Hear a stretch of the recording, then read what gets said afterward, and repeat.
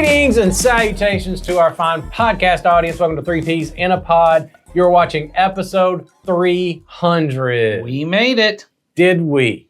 We made it. We made it. All the way to 300. You said it like you questioned. Like I questioned it. I know. I You're the one questioned who it. said I heard the question mark in your voice. Well, I will tell you this. When we started this podcast, way back in the year of 2018, No, we 2019? no. We started in 2020. 2020. but just January before, 2020. just before the Just before the I actually pandemic. think we did have a December 2019 episode.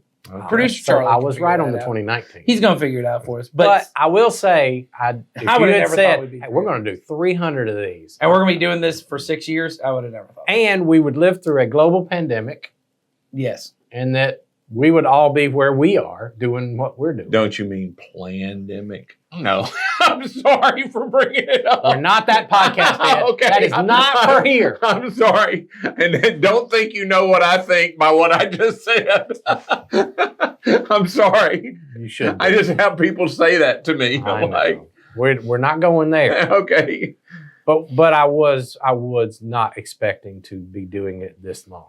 No, that's true. I would have never thought. And there's been a lot of different versions of the podcast over 300 huge. episodes. Oh, different. We didn't have a name till somewhere in the 200s. Somewhere in the Probably. 200s is when Probably. we got it. I think Charlie was a producer when we finally got a name. Yeah, He was. yeah. We've Well, had several producers. We had several producers. Yeah. We've been through Joel and Bill. Bill And and Charlie. Sawyer. Oh. Sawyer. Sawyer was one. That's right. Sawyer, who still listens to the podcast. Does he? He texted me the other day, and he brought up, when I brought up letting my kids watch The Good Doctor, but not The Pit. Whatever that was like Yeah. 3 or 4 episodes. That would be something that would matter to him. And he Right. texted me, and I said, I didn't know you still listen. He goes, oh, yeah, I still listen. I miss Sawyer. So there you go. I miss So, Sawyer as well. that's right. So that's what I told him. I guess I have to say it too, Sawyer. I miss you as well. So, He would have called you if you hadn't. No.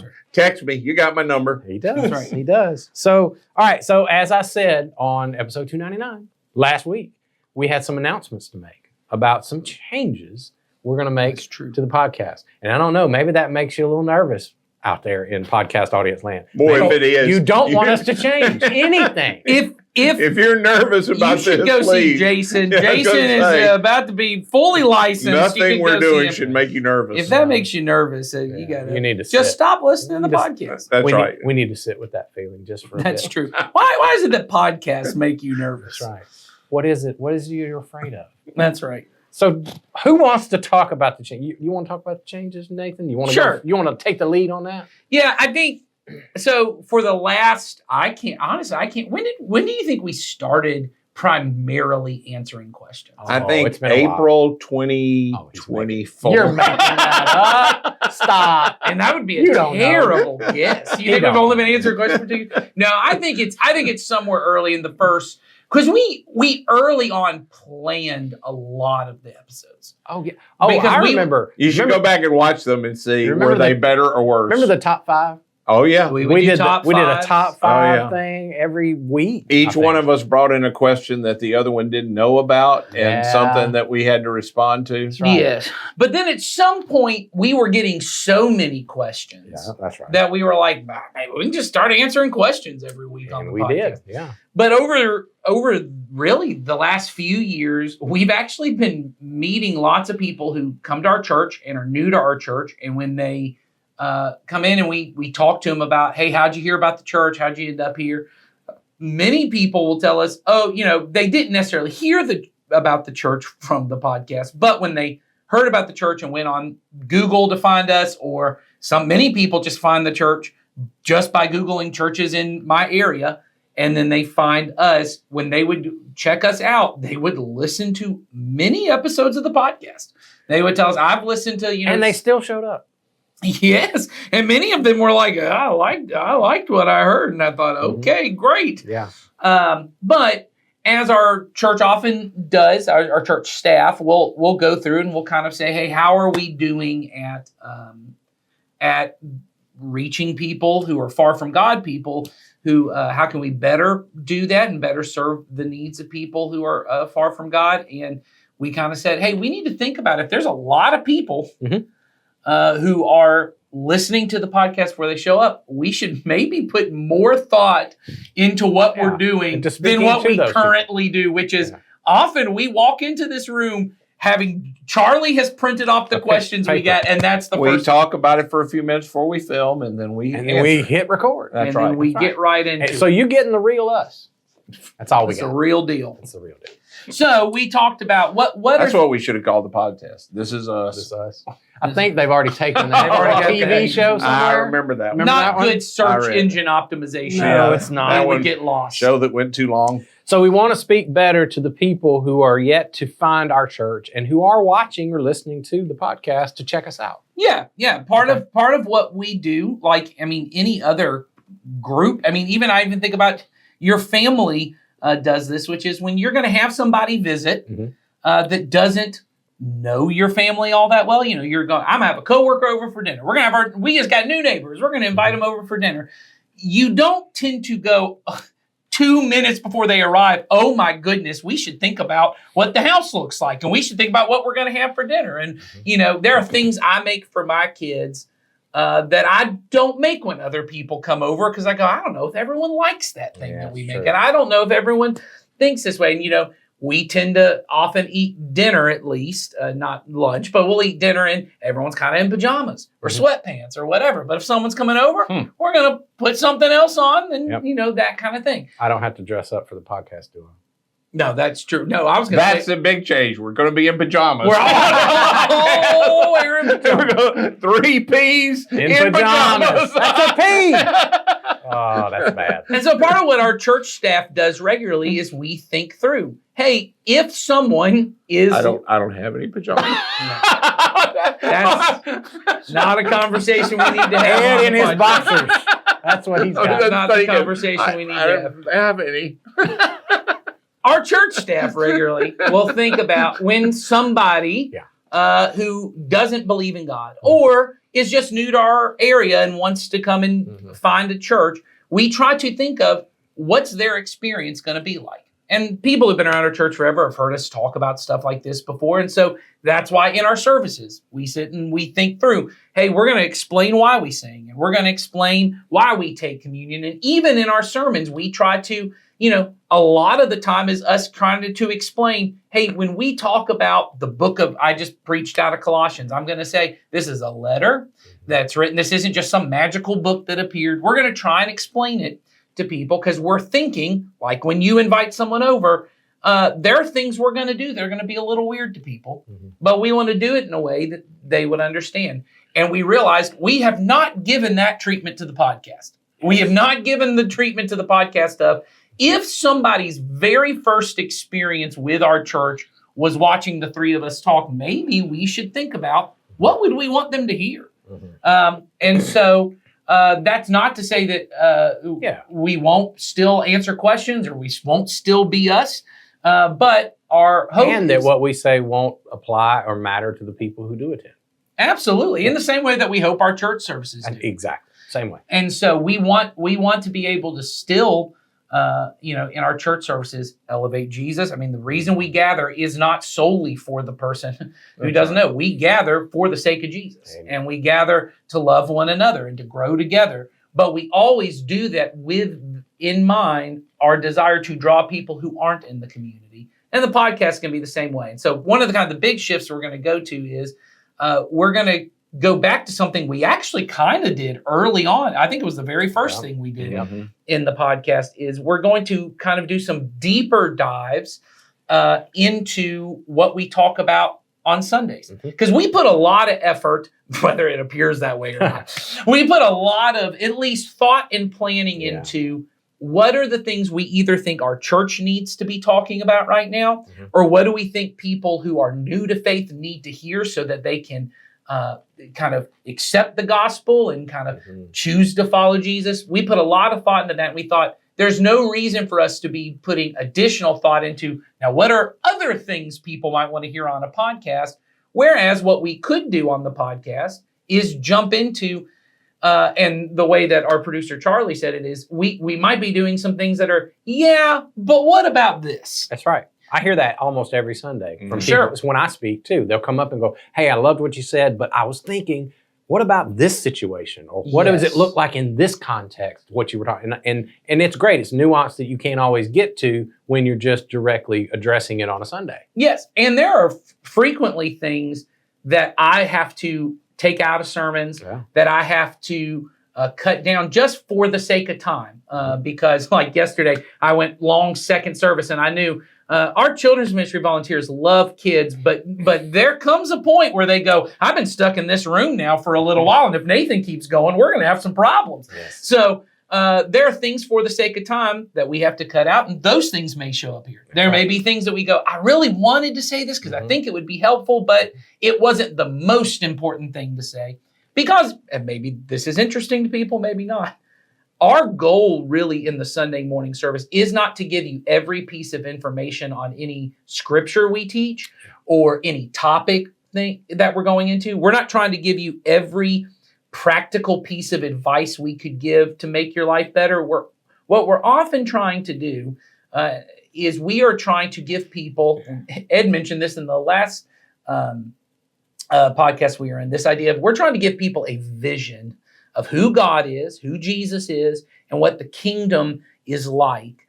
And if I can really paint that picture in such a way that you want it, you have the intention for it, then we want to draw you into a community with us where over walking side by side, we can find the means together, as we said in the last one. So this podcast is really going to be closer to the practical side of things than it will be what a Sunday morning sermon is, because, you know, at the time we're filming this, I just preached on we want to be a multi-ethnic church. There are a lot of practical details of how that works out. Mhm. But in the sermon I'm doing on Sunday, I don't start with the means. I start with the vision, hope that the Spirit will infuse the congregation with the intention, and we'll together figure out the means. Mhm. So that's kind of how I see the podcast going forward. Okay. I don't know what y'all's thoughts. Well, based and I on- also wanted to add to that because we talked about this too. Is it does not mean, I think you said this, it does not mean we won't answer your questions, Mhm. because sometimes those questions that come up, like I mentioned, like I said, when I speak,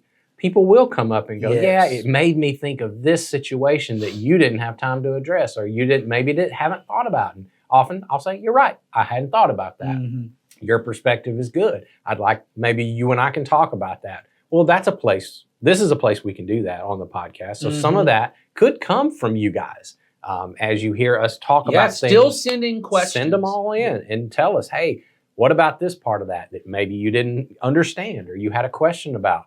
Someone approached you with a question yesterday That's right. that Yeah. they were struggling with after the message. All that stuff is valid. So we feel like this would be a good place to hash some of that out. It would be valuable to the people looking in on our church Yes. outside, but also valuable to those of you who watch and show up every Sunday. So yeah, I think that's really what you're going to see shift, not just.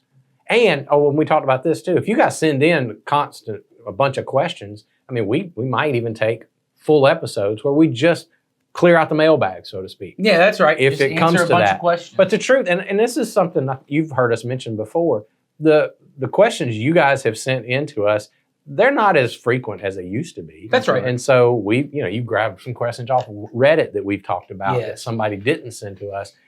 So this would be a chance to us to fill in some of those holes, those Yeah. gaps when we didn't have as many questions. So we'll just wait and see. It all kind of depends. So you think that covers everything about what we want to say about the changes? I think for the most part, Okay. I think the truth is you're going to have to see, Yeah. starting with the next episode. That's right. We're still 3 peas in a pod. It'll be episode 301.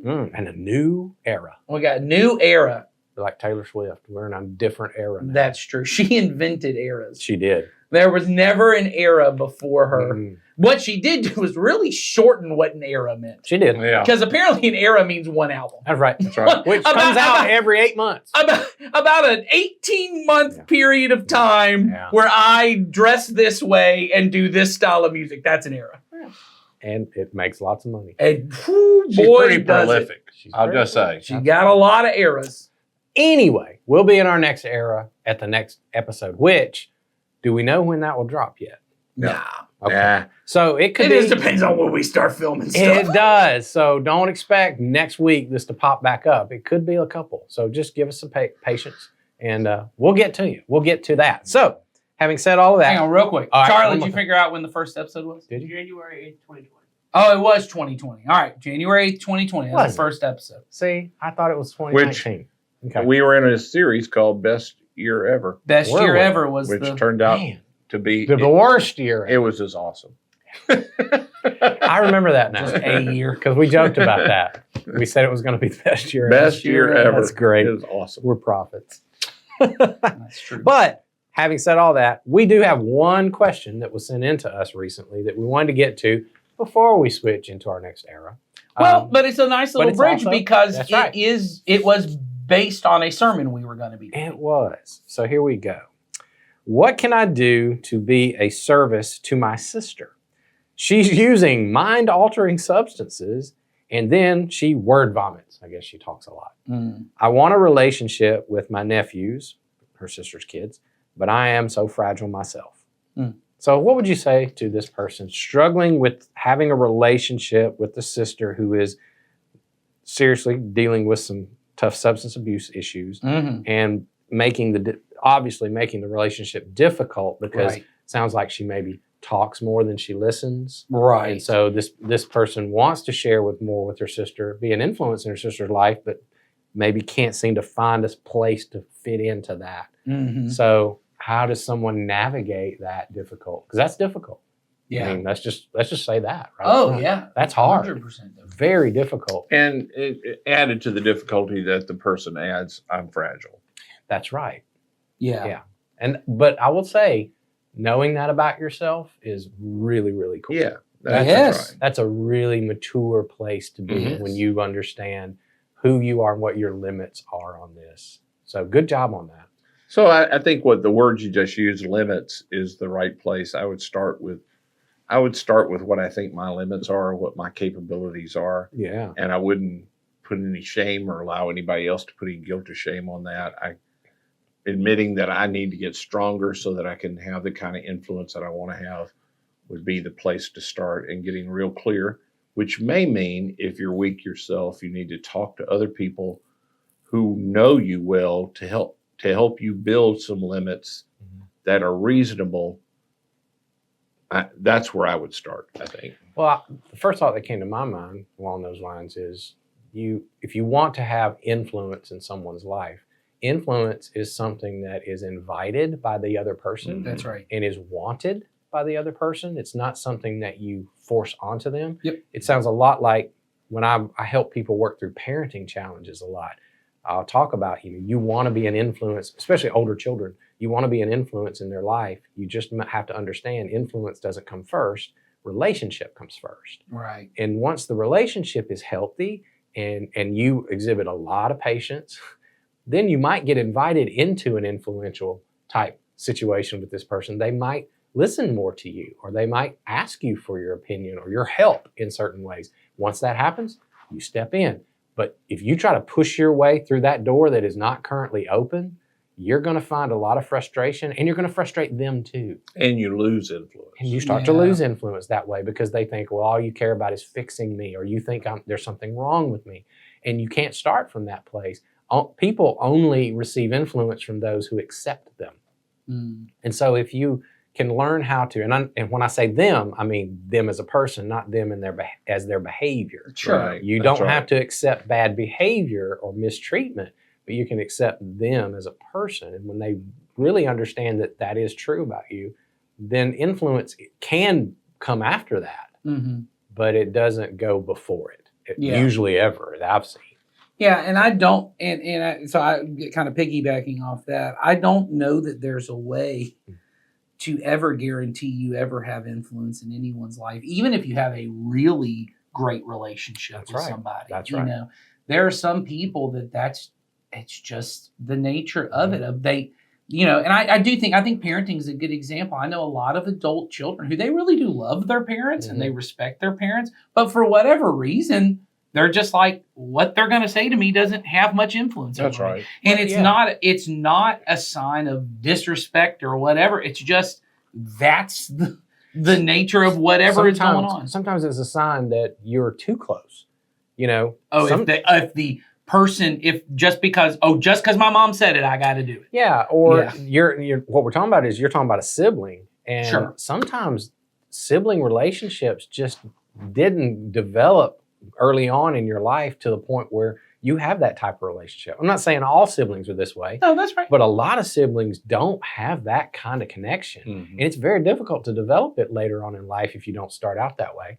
And so you may never have Yes. that kind of relationship with your sister, but you can have a relationship with her. Yeah. I think You know? I try to think a lot about and we've used this before with leadership around our church when we're teaching people, the difference of what's my responsibility to someone versus feeling like I'm responsible for them. somebody. Yes. And so I really try to think about the people in my life. I want to be honest with the people in my life. And what I mean by honest is I want my desires to be very clear to the other person. So I would say if you've never said to your sibling, hey, I think what's going on is an unhealthy thing. Mhm. And I do think at some point I would love for you to, whatever it is, get Yeah. clean, Mhm. do this. I do think, I personally think I would want to have that conversation with someone in my life.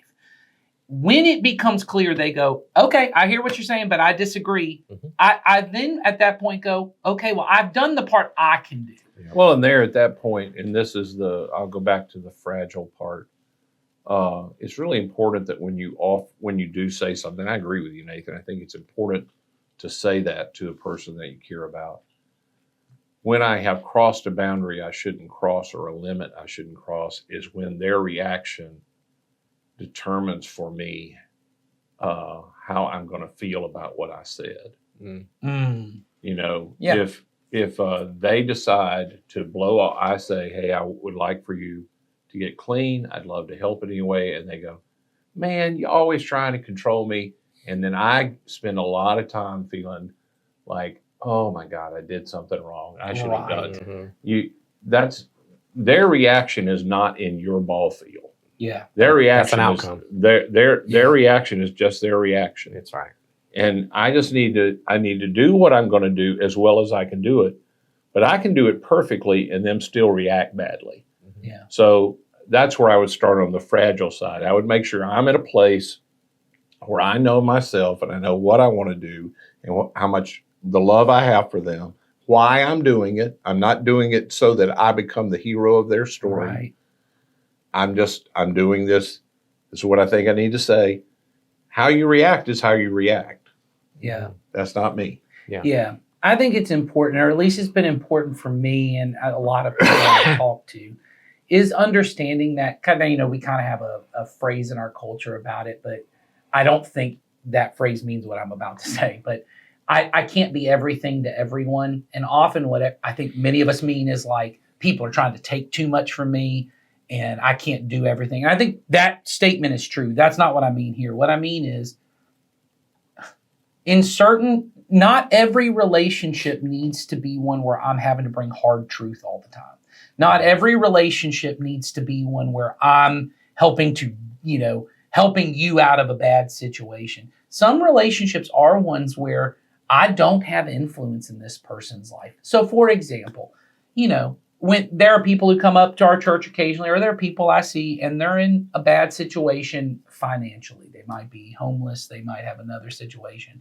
And they come and they ask me, hey, can you get me gas in my car? Hey, can you get me this? The nature of our relationship is not for me to go, now let's talk about your alcohol use, or I'm not saying someone doesn't need to have that conversation with this person. Right. But the nature of our relationship, because I just met you, is you ask me for a thing. My response is either I can help with this, Or I can't. or I can't, or there's this third thing. I can't get you Here's gas, an but option. there's another thing. But that's the nature of our relationship. And what's hard for us with many people, and I'll say, because it is this way in sibling relationships, especially once you're adults, is I do love you and I'm so close to you and I'm emotionally connected. When bad things are happening in your life, it does emotionally affect me. Yes. But we may never have the kind of relationship where you'll say to me, hey, tell me what to do in this situation and I'll listen and I'll go do Maybe it. not. And that, now, like I said, that doesn't change the fact that if I really, because you were talking to the person and the thing said, I got a nephew involved, and maybe out of love for the nephew as well, there does come a point where I have to say, hey, I see this behavior. Is this causing problems for you? Is this something? But once they become clear, I'm not open to your influence. My job is to love you in a different way. Because all love means is that I will want and I work for what's good for you. But I can't want and work for everyone's good in every single situation in the same way. I want good for people, in Ghana right now. But maybe if when they come to my mind as they just did, the best I can really do for them is pray for them. That's right. Yeah. There's not that doesn't mean I love this person. It just means I don't have the ability. And if there's a person in my life who won't give me influence, maybe loving them in that way means I got to pray for you. And as Ed's already said, I still got to put strong boundaries up, especially if I'm fragile and I go, hey, and it may come, and I don't know if this is what it is, but like it may be if fragile for you means you've also struggled with substance abuse stuff, you may have to say, very careful. Yeah, I can't be around you if you're using this. I still love you. I'm still praying for you, but for my own health because remember, you're no good to her if you're not well. That's right. So keep yourself well so that if you do have a chance to influence or help, you're there and you're strong enough to help. So be careful.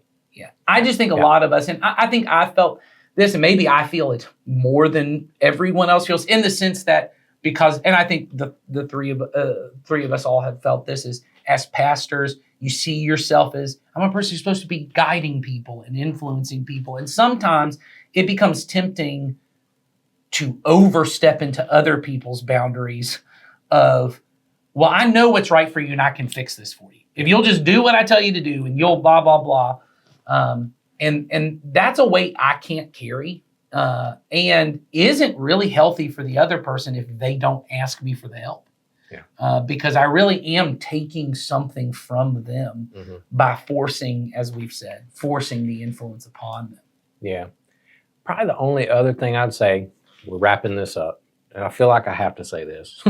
So if by your question, because I've been rolling your question around in my head just for a second. So if by your question you are saying your sister is doing drugs, substances, to a degree where she is putting herself, and if these nephews of yours are children and they are in danger because of that substance abuse, you need to get the authorities involved. Yeah.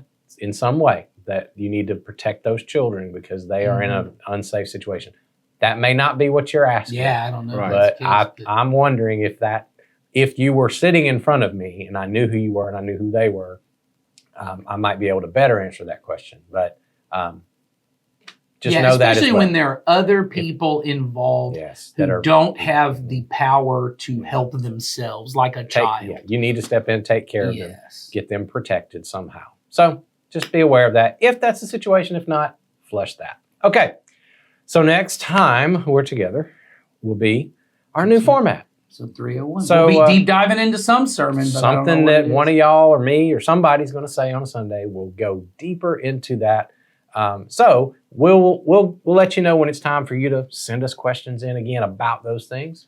If you hear something on a Sunday from here on out and you do wonder about it and you want us to go deeper on that point, the link is always in the description. Send that on and we'll start it up.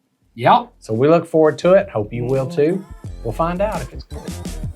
And we'll see you next time. Bye.